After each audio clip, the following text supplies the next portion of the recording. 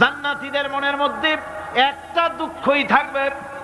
ভালো করে শুনুন, জান্নাতীদের মনের মধ্যে একটা দুঃখই হবে।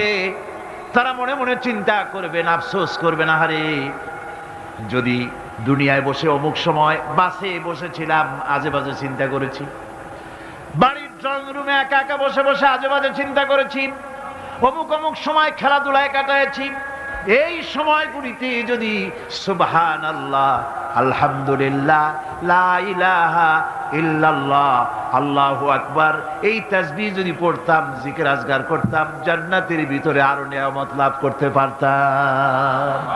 সময়টা তো কাজে লাগাইলাম না। মানুষের শর্ত, মুমিনের সব কাজে সওয়াব। ওয়াকুলু লিন-নাসি হুসনা, মানুষের সঙ্গে ভালো ভালো কথা কও, মানুষের সঙ্গে হাসি মুখে কথা কও।